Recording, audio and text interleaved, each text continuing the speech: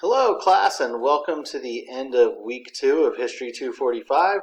This is your instructor, Pat O'Hara, and I'm just making a quick video to just kind of tie our subjects of the week together and to take a glimpse at what we have coming up in the upcoming modules.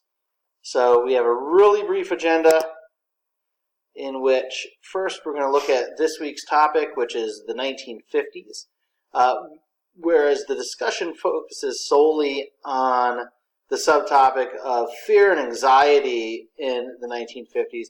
We're going to look at a bit more broadly, take a more high-level approach, and see some of the domestic issues that were going on in that decade as well. Then we will wrap things up by looking at just some of the upcoming responsibilities for the term.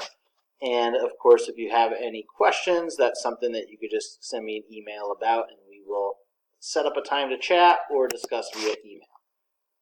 So this picture you see right here is the infamous Senator Joseph McCarthy of Wisconsin.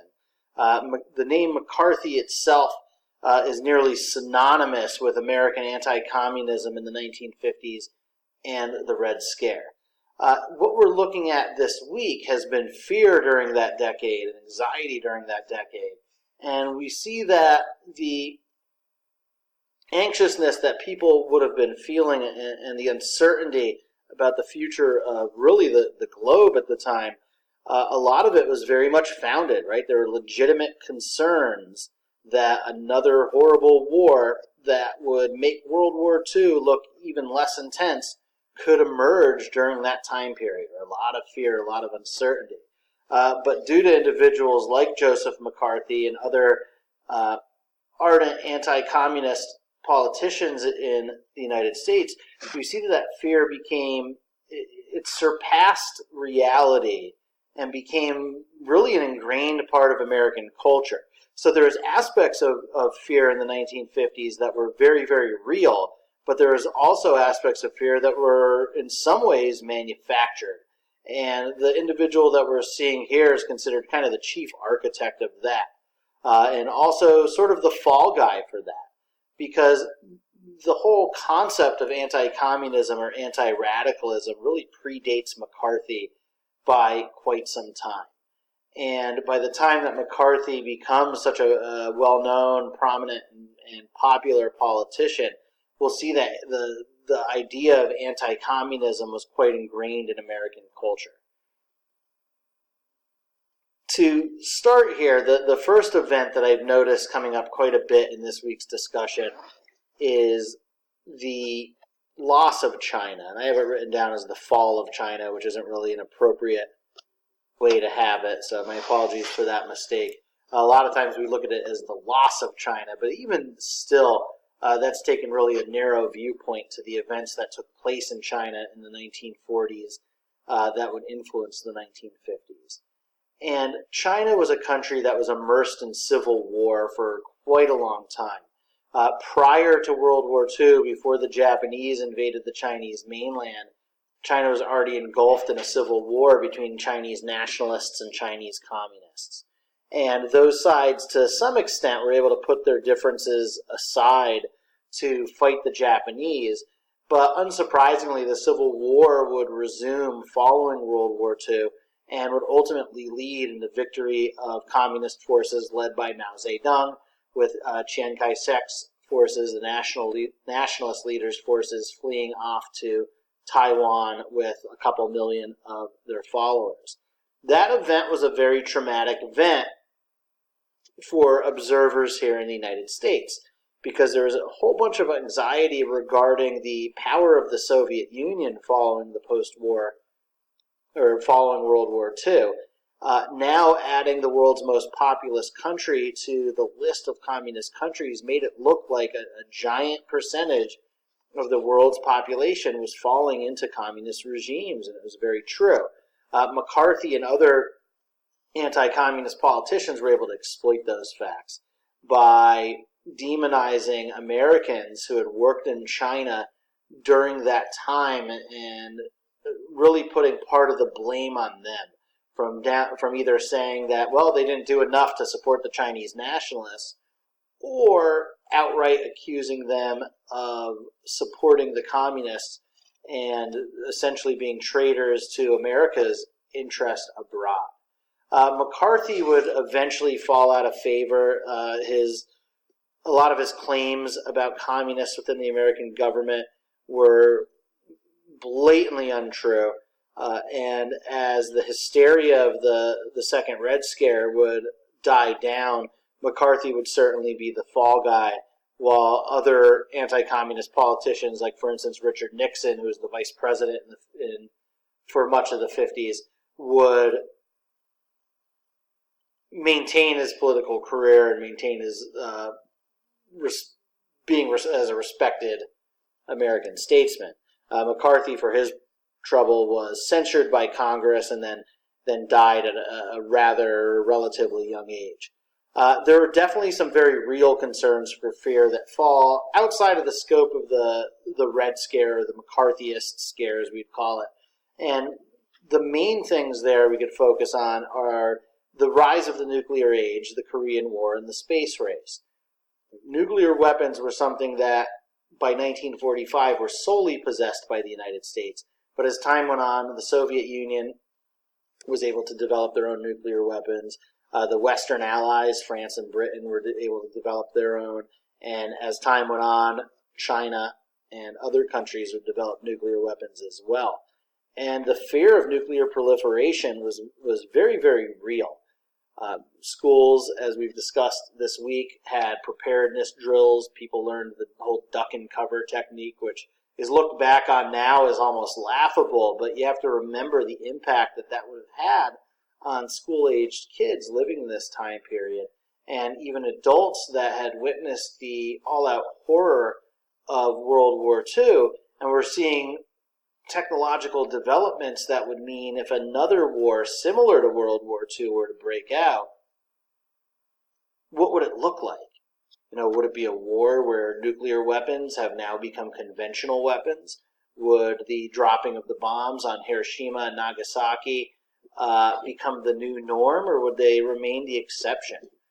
4 times during a single year of Dwight Eisenhower's presidency, his top advisors, right up to the Vice President of the United States, Richard Nixon, advised him to use nuclear weapons either against China or North Korea, and every time Eisenhower responded with a resounding no, because he was a person that witnessed the horrors of war firsthand and didn't want that to become the norm.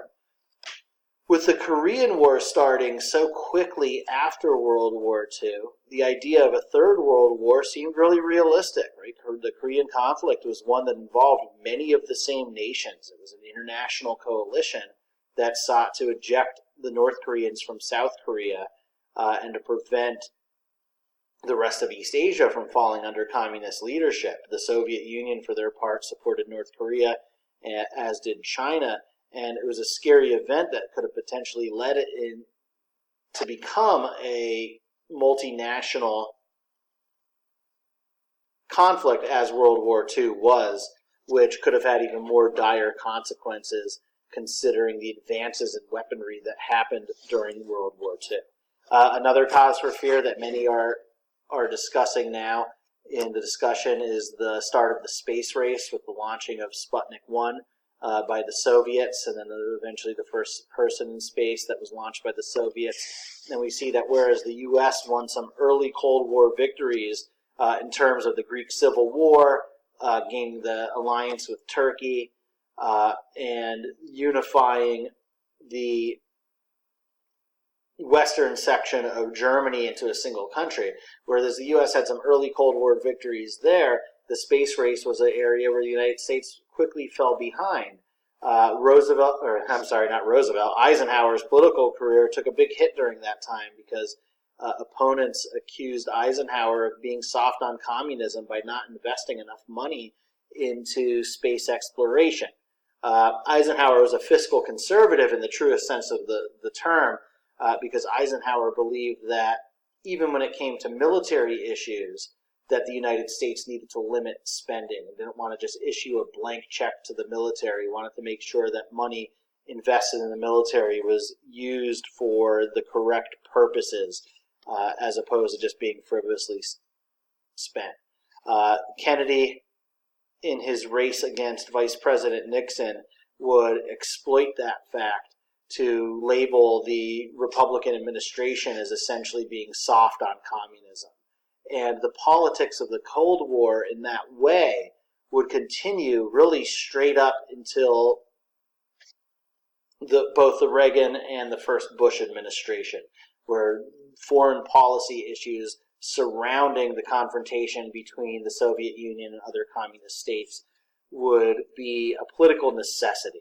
Right? There wouldn't be a possibility for a politician to come up and want to get elected to national office by saying, "Hey, let's work more fully with the communists, and maybe they're not so bad." That just simply wouldn't work. Now, on the domestic front, aside from the Red Scare, the 1950s showed a time of the rise of mass consumerism. A great book that I would recommend is written by a woman named Liz Cohen, a real talented historian, and it's called A Consumer's Republic. And it starts off a bit dense, but a fantastic read that really gets into the reconstruction of social norms here in the United States based on the rise of mass consumerism. We see the picture of Levittown there with its cookie-cutter houses that each house went up in a couple of hours. And the time of the baby boom, when America's population was rising at the most rapid pace that it's ever seen. And we see that the rise of consumerism this time really brought to a forefront race issues that America has been experiencing for a very long time. For instance, a lot of soldiers returning from World War II were given GI Bill of Rights benefits, which entitled them to things such as college tuition benefits or VA loans in order to purchase houses. The problem was, in large tracts of the country, those loans couldn't be used to purchase houses if you happen to be African American. For instance, Levittown in New York was restricted African Americans from moving into that community, simply based on race. Right? Racial segregation wasn't just a thing in the South, it existed in the North as well. And it ties into the struggle for civil rights that we'll see come full-fledged in the 1950s. And I included a picture of Rosa Parks, the famous activist that led to the Montgomery bus boycott. And we'll see how the history of the Cold War and the history of civil rights in a lot of ways will merge together and led to really a credibility gap as the United States was advocating or trying to blow its horn of democracy and freedom against the despotism of the Soviet Union. And true, people here in the United States were much more free than people in Stalin's Russia.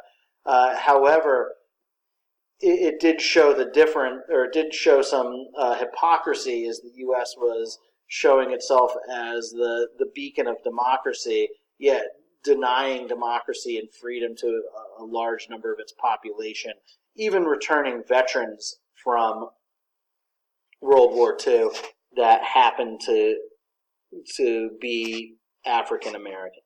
And we're running on the 15-minute limit I have on my software, so I just want to really quickly show you the upcoming responsibilities. Big thing coming up next week. It shouldn't be that difficult of an assignment since there's no page length or anything, but you're going to be submitting a topic proposal. Try to think of a topic from 1945 on that is specific enough that you could handle it in depth in only 8 to 10 pages. So, for instance, if you want to write about the space race, consider writing about something more specific, like Sputnik or the moon landing, right? We have various discussions. As you see, your next big milestone is going to be the week 5 rough draft. For some reason, everyone I left off, there should mention an analysis paper. Your second analysis paper is due in week 4 as well.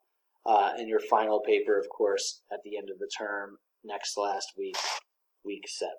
So, if you do have any questions, there is my email address.